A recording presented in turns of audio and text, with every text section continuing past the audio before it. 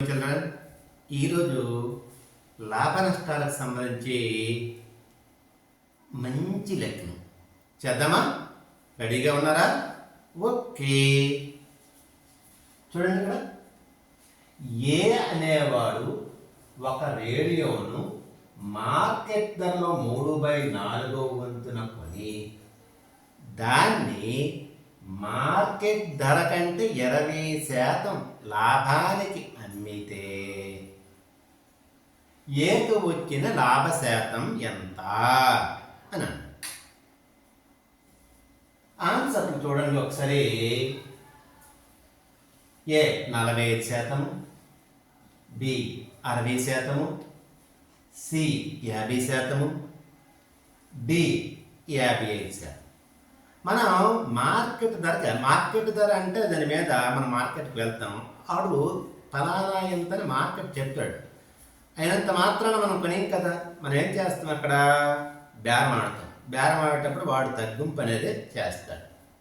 ఇప్పుడు మార్కెట్ ఒక రేడియోను చూడండి, రేడియో మార్కెట్ ధర 100 రూపాయలు అనుకుందాం. ఎక్స్లు బైలు అనుకుంటే మనం ఈ లెక్కని చేయడం కనుక కష్టం కొంత. దీన్ని ఏం చేస్తామంటే 100 రూపాయలు అనుకుందాం, మార్కెట్ ధర 100 రూపాయలు. ఇప్పుడు ఏం చేశాడు ఏ అనేవాడు, ఈ 100 రూపాయల రేడియోని ఎంతకు కొన్నాడు? 3/4 వంతుకి కొన్నాడు. కనుక కొన్న వెల ఈక్వల్ టు రేడియో కొన్న వెల ఈక్వల్ టు 100 రూపాయలు ఇంటూ 3/4. ఓకేనా? ఇక్కడ రేడియో కొన్న వెల ఈక్వల్ చూడండి, 4 1 4 4 25 100. రేడియో కొన్న వెల ఈక్వల్ టు 25 మూల్ 75 రూపాయలు. వాడు 100 రూపాయలు చెప్పినప్పటికీ మనం 75 రూపాయలకి కొన్నాం. ఇదే రేడియోను ఎంతకు అమ్మాడు? మార్కెట్ ధర కంటే 20% లాభానికి అమ్మాడు. చూడండి, రేడియో మార్కెట్ ధర కంటే 20% ఎక్కువ అమ్మాడు కనుక అంటే దాని అర్థం ఏంటి? 20% ఎక్కువ అమ్మాడు కనుక మనం ఏంటంటే 120% నేర్చుకోవాలి. దట్ ఈక్వల్ టు 100 రూపాయలు ఇంటూ రేడియో అమ్మిన వెల 100 రూపాయలు ఇంటూ 120/100. ఈ 100కి ఈ 100కి పోతే రేడియో అమ్మిన వెల 120 రూపాయలు. ఓకే, మనకి కొన్న వెల తెలిసిపోయింది, అమ్మిన వెల తెలిసిపోయింది కనుక లాభం ఈక్వల్ టు అమ్మిన వెల మైనస్ కొన్న వెల.